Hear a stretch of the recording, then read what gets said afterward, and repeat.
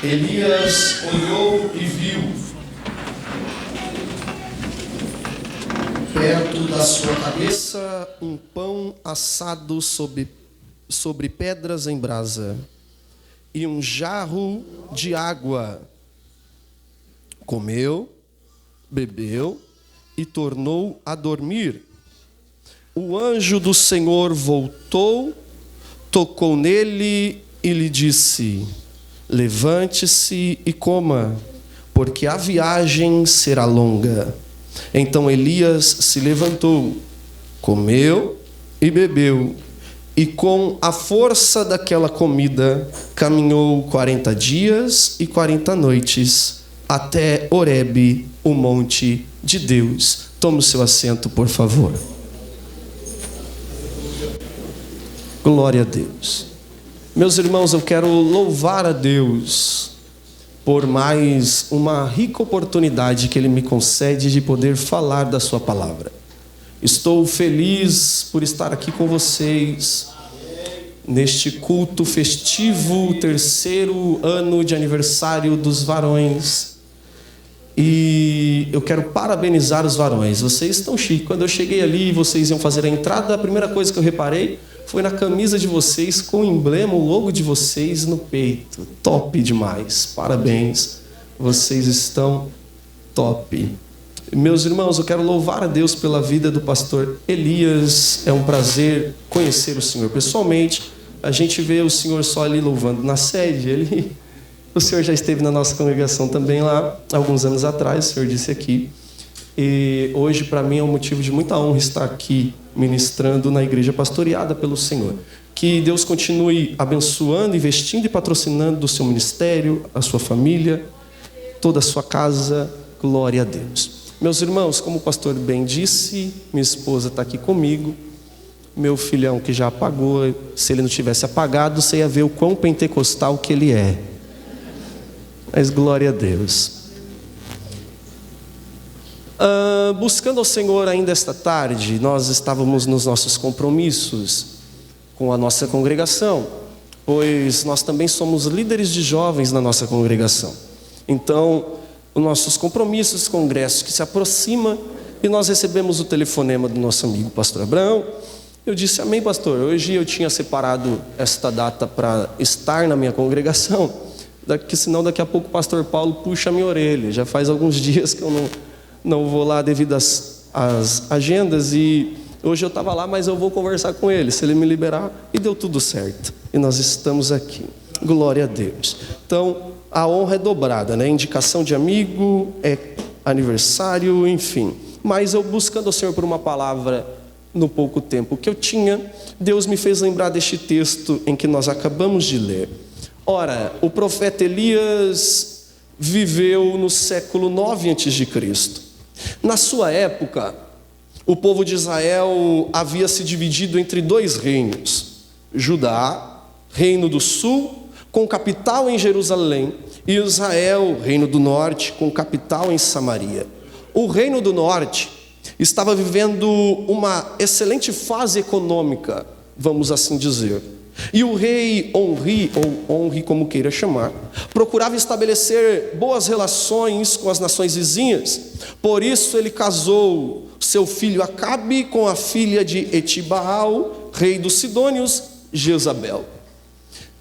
Quando Onri morre e Acabe começa a reinar em seu lugar, Acabe vai introduzir na nação de Israel, introduzir de vez a adoração a Baal. Neste tempo, neste interim, em que o povo vive uma fase boa economicamente falando, mas espiritualmente vive uma fase miserável, neste meio tempo surge Elias, como boca de Deus, como um profeta em sua época, com palavras de confronto. E a palavra que ele vai liberar, e a história fala pouco de Elias, e quando vai colocar ele no cenário, já coloca ele como um profeta, liberando uma palavra confrontante a Acabe. Quando Elias se apresenta a Acabe, Elias vai liberar uma palavra. Que palavra que Elias libera a Natã? Não vai chover mais. Não vai chover enquanto eu não disser que vai chover. Olha que coisa interessante, pois Elias se enche de uma autoridade sobrenatural, a ponto de ter coragem de enfrentar cara a cara o rei da sua nação e dizer para ele: ó, não vai chover. Pois o tempo em que vivemos é de sucesso econômico, mas de fracasso espiritual. O tempo em que vivemos é de condições excelentes financeiras, mas de péssimas condições espirituais. E por isso Deus o levanta com autoridade, o reveste de poder, para que ele fosse um profeta, um instrumento, um canal, para mudar a situação que o povo estava vivendo. Pois em tempos de adversidade, Deus sempre vai levantar um Elias. Em tempos de dificuldade, Deus sempre vai levantar um Elias. Elias se apresenta e diz: não vai chover mais. E quando nós pensamos na palavra profética liberada por Elias, nós pensamos que até ele fala dele mesmo. Não nos dá a entender que quando Elias libera tal palavra, Elias vai dizer que não vai chover mediante a palavra dele. Dá a ideia de que Elias está profetizando algo dele mesmo. Não. Elias está dizendo algo embasado na palavra. Qual é a base bíblica que Elias usou? Muito simples, Deuteronômio, capítulo 11, verso 16 e 17. O que tem lá, Natan? É a palavra de Deus, não é de nenhum profeta, é Deus falando. Se o povo abandonasse a ele e servisse a outros deuses, Deus fecharia os céus, a ponto de não haver chuva e a terra não frutificar. O que Elias está dizendo nada mais é do que a palavra dita por Deus há tempos atrás, de que não haveria chuva se o povo se afastasse da presença dele, de que não haveria mais o cultivo se o povo se afastasse da presença dele. O que Elias está dizendo, e Tiago reforça isso na sua carta, dizendo no seu último capítulo, que Elias vai orar fervorosamente para que não houvesse chuva. Quando Elias se apresenta, o que está por trás da cortina a gente não sabe, pois a Bíblia não diz. Mas quando Elias já se apresenta, antes de se apresentar, Elias indignado com a situação, Tiago é quem diz que ele já tinha orado fervorosamente para que Deus cumprisse a sua palavra e fechasse os céus. Elias só se apresenta diante de Acabe porque Deus disse: vai lá, porque eu vou cumprir com a minha palavra. Eu disse para o povo que se eles se afastassem de mim, eu fecharia os céus. O povo se afastou de mim, e mais que isso, introduziu Baal na minha terra, introduziu Baal no lugar da minha adoração. Vou fechar os céus. Quando Elias chega e se apresenta a Acabe dizendo que os céus estariam fechados, Elias não está dizendo algo dele mesmo, mas pautado na palavra. Elias vai dizer: Deus é quem disse que os céus se fechariam se vocês se afastassem da presença de Deus. Eu estou sentindo Jesus aqui, que os céus se fechariam se vocês se afastassem da presença de Deus. Deixa eu abrir um parênteses e entregar algo do céu para quem veio receber hoje aqui, porque às vezes nós não entendemos por que é que parece que os céus estão fechados. Às vezes nós não entendemos por que é que as coisas não dão certo ou não vão como nós queríamos que fosse. As coisas não vão tão bem como a gente planejou. É porque talvez Deus esteja dizendo: quem sabe não é hora de você se achegar mais? Quem sabe não é hora de você vir para mais perto de mim? Quem sabe você não está um pouco mais distante? Eu não estou dizendo que você se desviou, eu não estou dizendo que você está adorando a outros deuses, mas a palavra é clara: se afastar, o céu se fecha, mas se estiver perto, o céu se abre. Se se afastar... Você pode me ajudar a pregar? Eu sou assembleano também, não é muito no meu costume fazer isso, mas cabe aqui. Me ajuda a pregar. Olha para quem está perto de você, diga para ele: você está perto ou está longe? Está perto ou está longe? Oh glória! Perto, céu aberto; longe, céu fechado. Elias vai dizer: não vai chover enquanto eu não disser que choverá. Só que Deus, quando levanta um profeta, sempre cuidará desse profeta. Deus vai dizer: ô Elias, sai daí. Você já liberou a palavra, agora sai daí. Para onde é que eu vou, Senhor? eu já preparei um lugar para você. Onde é este lugar? Junto do ribeiro de Querite. Vá para lá, porque você vai beber da água do ribeiro. Embora não tenha chuva, água para você vai ter. Você vai beber da água do ribeiro. E tem mais, eu ordenei aos corvos que te sustentem. Durante 2 vezes ao dia, pela manhã e pela tarde, você vai ter comida. O que você vai comer, Elias? Pão e carne. O que eu vou comer, Deus? Pão e carne. Pão e carne 2 vezes ao dia, os corvos vão trazer para você. Elias vai, e o que me chama a atenção é, Deus, enquanto Elias está profetizando, já tinha liberado tudo e preparado tudo.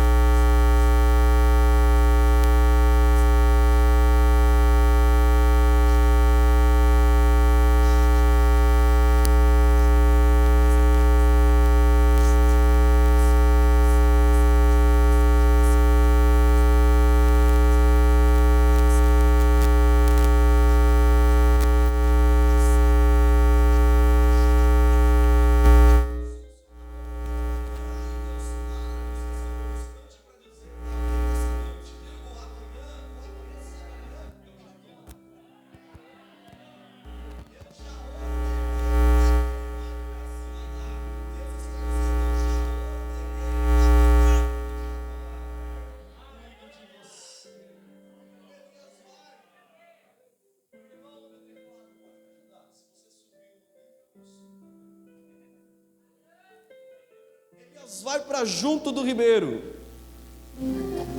e os corvos vão sustentá-lo.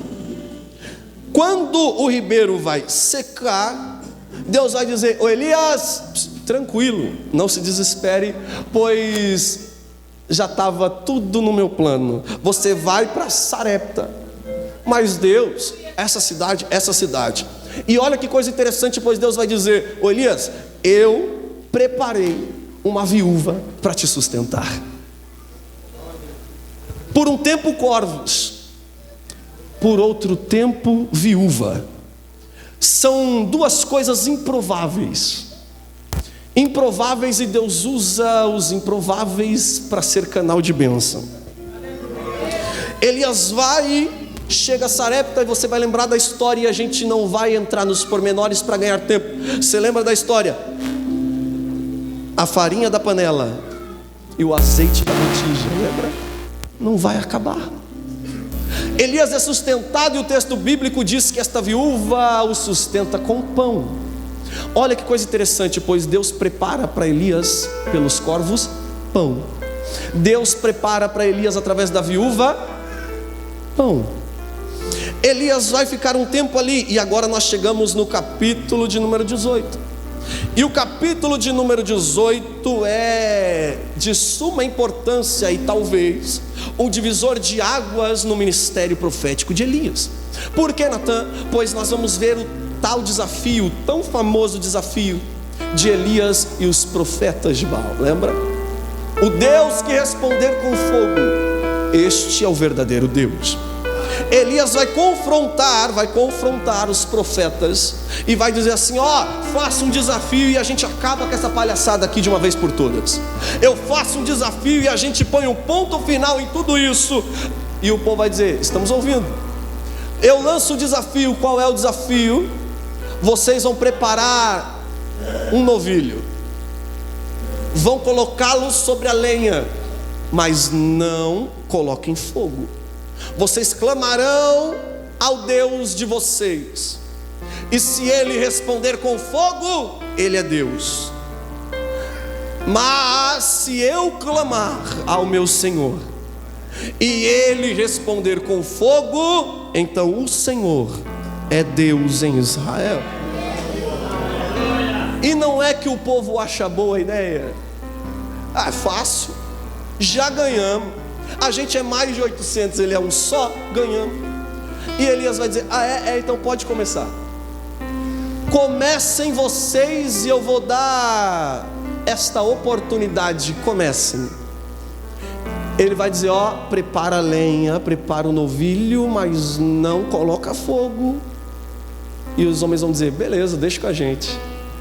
E eles começam, gente, colocam a lenha, pegam o cordeiro, colocam em cima da lenha em pedaços e começam, ó Baal, responde-nos.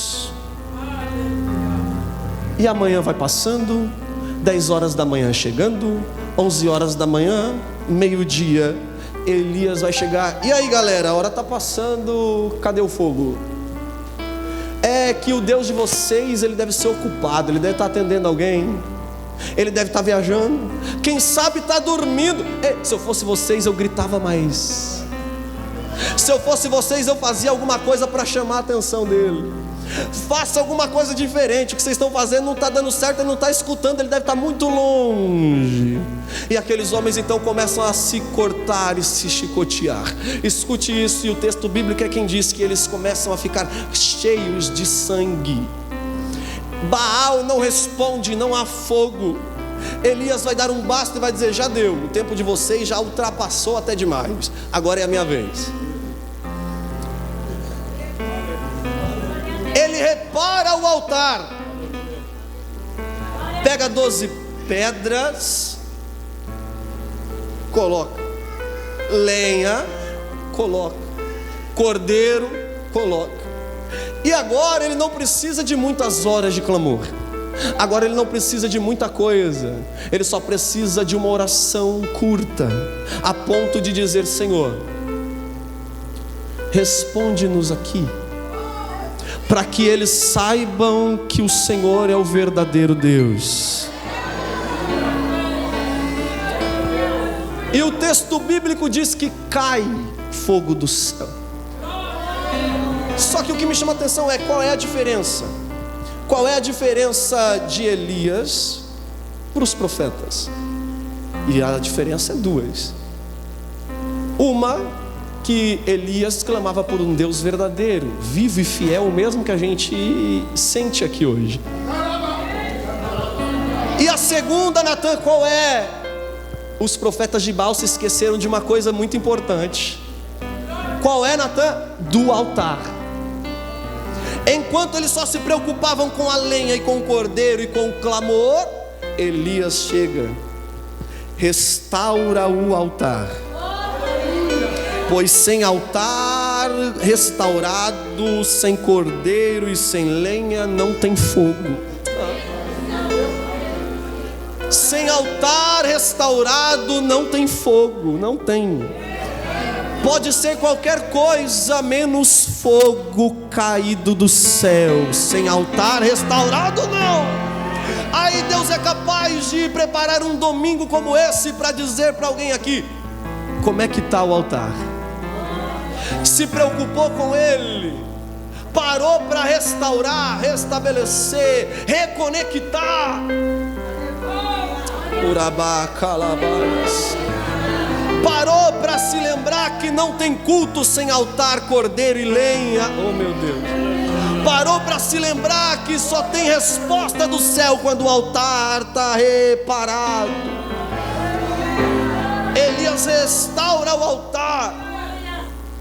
Mais que isso, ele é ousado. Faz uma vala. Vai dizer assim, ó, se fosse hoje, traz uns baldes de água. Joga por cima da lenha, por cima da madeira, eu quero que dificulte. Joga por cima do cordeiro, joga no altar e joga na vala. Os homens fazem isso uma vez, ele vai dizer, ainda tem pouca água de novo. E os homens fazem água. Ele vai dizer, ainda não tem água o suficiente, mais água. E os homens fazem, eu fico imaginando a cena, os profetas de Baal olhando aquilo e vai dizer, este homem é doido.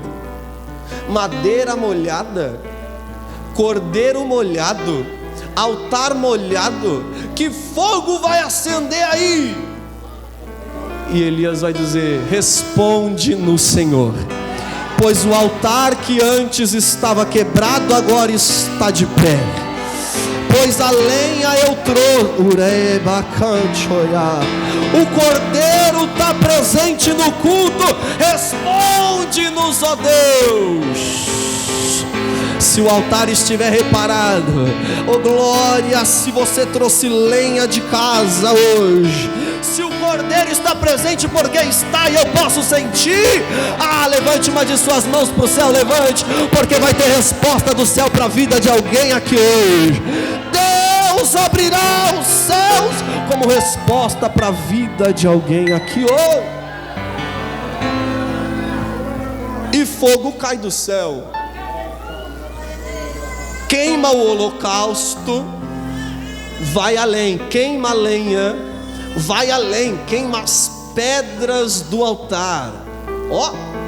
E tem mais, seca toda a água. O povo olha para aquilo e vai dizer: verdadeiramente, o Deus de Elias é o verdadeiro Deus. E eu estava aqui pensando, sentado, sobre este desafio. E lá na minha congregação, os nossos jovens cantam um hino que é assim, Eu fiquei pensando o desafio de Elias. Profetas de Baal clamam por ele e Elias clamam por Deus. E eu fico pensando, eu fico imaginando Elias olhando a cena toda, passando do meio-dia. E se Elias pudesse cantar um hino, eu tenho certeza que seria este hino aqui, Do que adianta ter as mãos e não poder tocar? Do que adianta ter?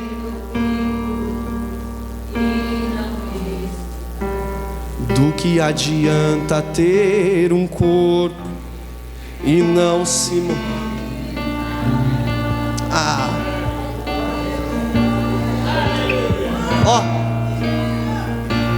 Do que adianta ter os olhos,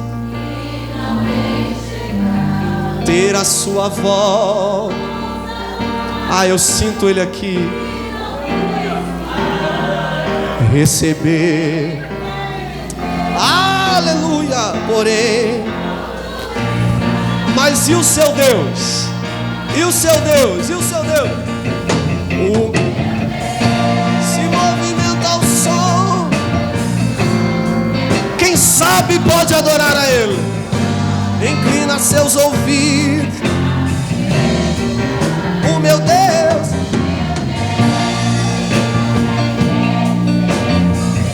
Se Ele não quiser, mas seu povo entender.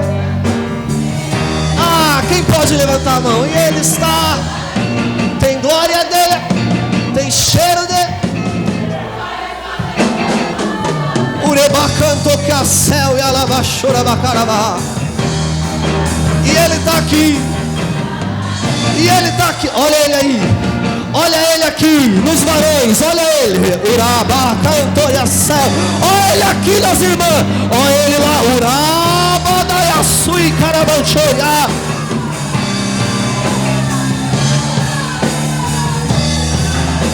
E outro igual não há.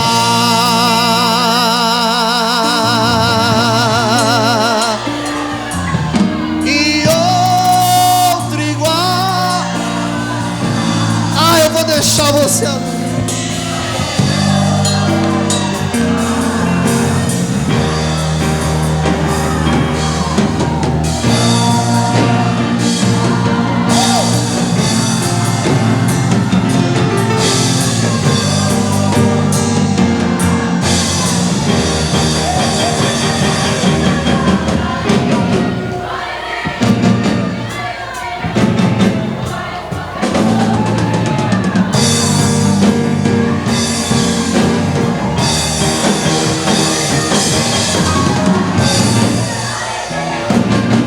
Seja renovado por Ele agora. Os céus estão abertos sobre essa casa e está caindo fogo dos...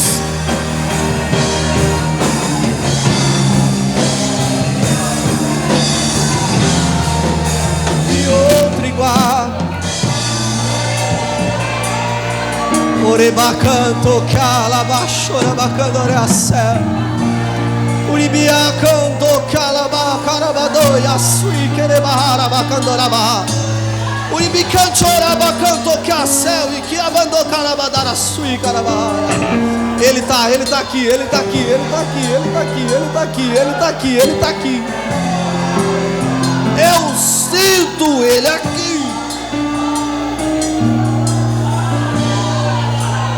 Meu Deus, meu Deus, meu Deus, aleluia, aleluia, aleluia, aleluia, oh glória, oh glória.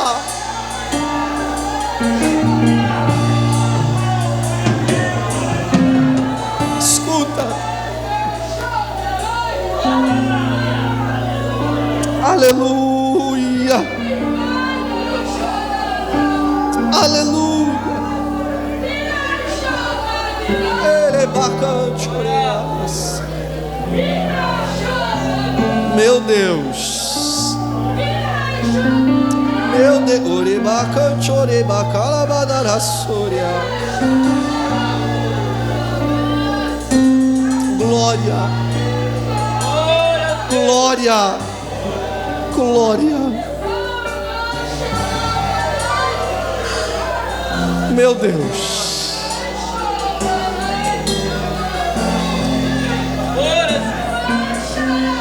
meu Deus. Deixa eu concluir.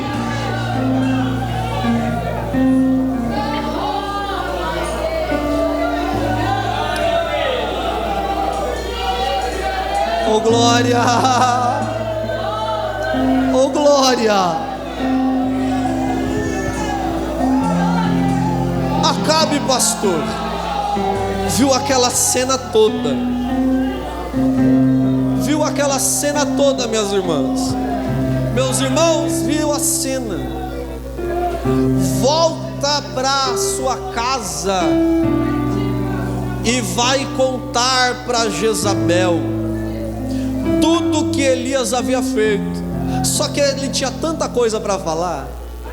Ele tinha para falar que Elias restaurou o altar, que Deus respondeu com fogo. Mas ele vai só dizer uma coisa: Elias matou todos os profetas, a espada. Na minha frente, Jezabel vai falar: o quê? O que esse camarada faz? Ele vai dizer: matou os homens lá. E você não fez nada. Como é que eu ia fazer alguma coisa se ele sozinho venceu todos eles? Ah, é. Jezabel vai chamar o mensageiro, vai dizer assim: ó, vá na casa deste cabra e diga para ele que se até amanhã a essas horas eu não tiver matado ele, que os deuses me castiguem. Diga para ele que se amanhã nesse mesmo horário ele não tiver morto, que os deuses me castiguem. E o mensageiro vai, chega na casa de Elias. Ele vai dizer: pois não, estou aqui amando de Jezabel e a mensagem é essa: até amanhã nesse mesmo horário que eu falo contigo, tu está morto. E Jezabel disse que se você não estiver morto, os deuses que castiguem ela. Olha só, gente, Elias acabou de ver fogo cair do céu e vai temer uma palavra de uma mulher que liberou um mensageiro para dizer uma palavra de morte. Porque o ser humano às vezes ele é assim, ele vê o sobrenatural de Deus, o invisível se tornar visível, mas ao receber uma palavra contrária aos seus ouvidos, bate desânimo, medo, temor. E a nossa reação ao receber palavras como essa é fugir. Fugir. E Elias faz o mesmo. Foge. Foge. Ó, para salvar a sua vida. O que me chama a atenção é que em toda a história de Elias, Acabe e Jezabel, Jezabel nunca ficou frente a frente com Elias, sendo eles inimigos mortais. Nunca ficaram frente a frente, só falava com Elias através de mensageiro. Porque uma coisa é ter coragem para falar longe, outra coisa é ter coragem para encarar cara a cara. Uma coisa é ter coragem para mandar mensageiro, fazer disse-me-disse, fofoca acolá, falar mal de alguém. Outra coisa é chegar tete a tete e dizer: é isso e pronto, acabou. Mas eu quero liberar uma palavra sobre esta casa, que todos os mensageiros com palavras contrárias cairão por terra hoje. Que se alguma palavra contrária para você, eu não vou nem falar essa semana, eu vou dizer este ano, chegou aos seus ouvidos e te fez pensar em parar, a palavra de Deus para você nessa noite é essa: todos os mensageiros de Jezabel estão indo à falência hoje, aqui, agora. A vitória do povo de Deus, pastor. Ele foge. Quando ele foge, ele vai sentar debaixo de um pé de zimbro e vai desejar a morte. Ele vai dizer: Deus, basta, eu não aguento mais isso aqui. Eu profetizei que não ia chover, o Senhor fechou o céu. Eu fiz um desafio e venci, e mesmo assim esse povo não vem, não se atenta, não se converte, e acima de tudo quer matar a mim. Para mim chega, Deus. Quer saber de uma, Deus? Me leva logo. Quer saber de uma? Me leva logo. Ele vai deitar-se embaixo de um pé de zimbro, pedir a morte, sem ouvir nada da parte de Deus. Ele vai dormir. E o que me chama a atenção é justamente o lugar em que ele foi se assentar, porque o pé de zimbro não é um pé muito alto. A sua fruta é um fruto redondinho, pequeno, que tem propriedades medicinais. E este fruto é usado até os dias de hoje para fazer anti-inflamatório, é usado para combater doenças respiratórias, vai na composição de diversos medicamentos. Olha que coisa interessante. Quando eu vi isso aqui, me chamou a atenção, pois Elias está doente, ou posso dizer, aflito, ou até ferido seria a melhor palavra. Elias está ferido, mas não internamente, pois o seu coração está tão aflito, angustiado, triste, que ele chega a desejar a própria morte. No momento de depressão de Elias, no momento de tristeza e angústia extrema, ele vai sentar-se embaixo de um pé de zimbro e vai falar: Deus, eu quero morrer. Deus não responde, ele vai dormir. Esse interim é como se eu pudesse ver o tratamento de Deus para com Elias, pois ele está debaixo de um lugar de medicina, ele está debaixo de um local medicinal. Natan, não estou entendendo. Vai entender. Quem sabe você chegou aqui hoje arrebentado, destruído, mas tu está debaixo do lugar certo, pois é aqui que Papai do céu tem remédio para sarar a tua alma. É aqui que Papai do céu tem remédio, como um bálsamo que desce do céu nessa noite, para curar feridas, tanto na alma quanto enfermidades externas. Elias vai dizer: Senhor, eu quero morrer. E quando ele dorme, o anjo vem e diz assim: se levanta, come e bebe, porque a tua caminhada é longa. Elias se levanta, e quando ele olha próximo à sua cabeça, tem o que? Pão cozido em brasa. Gente, para pensar comigo. Pão não é cozido em brasa. O anjo faz pão na brasa. e fala: Elias, come. Elias já tinha comido o pão que o corvo trouxe. Ele já tinha comido pão que a viúva preparou, da farinha da panela, do azeite da botija. Mas pão vindo do céu, feito pelas mãos de um anjo. Só que o pão que vem do céu não é um pão que a farinha da panela e o azeite da botija prepara. O pão que vem do céu não é um pão que o corvo traz. O pão que vem do céu é um pão feito na brasa. Isso aqui me chama atenção, pois este pão feito na brasa, se Elias fosse pegar, tem como ele tirar o pão da brasa, mas não tem como ele tirar a brasa do pão. Ele ia comer o pão chamuscado de brasa. Sobre o pão, brasa. E por que é que Deus queria que Elias comesse pão com brasa?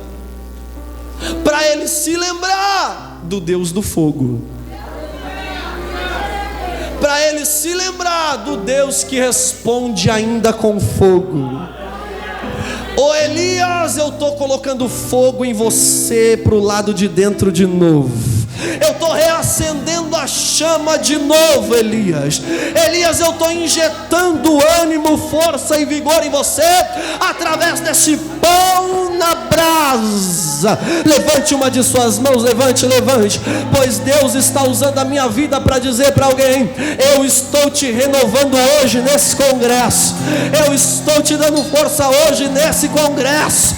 Você não vai parar debaixo desse pé de zimbro. Você não vai ficar aí debaixo desse pé de zimbro. Hoje tem pão na brasa.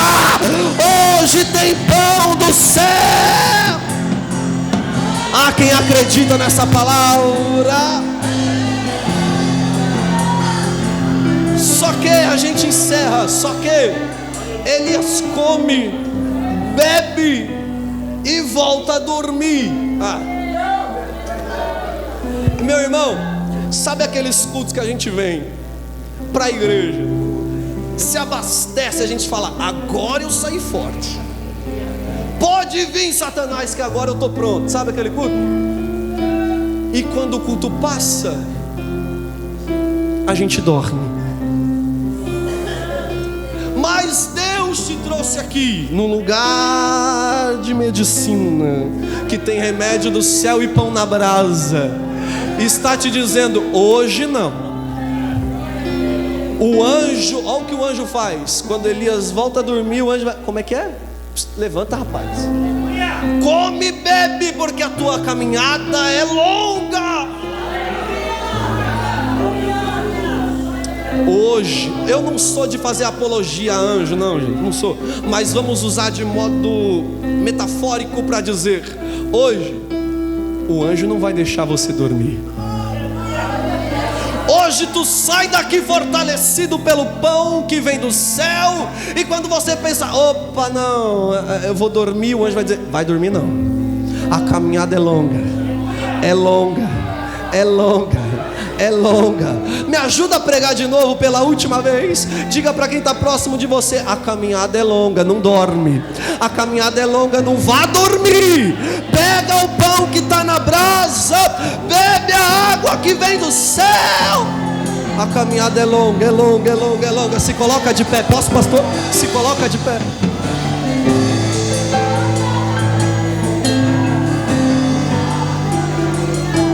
E Deus vai dizer: ô Elias, comeu, bebeu? Comi, Senhor.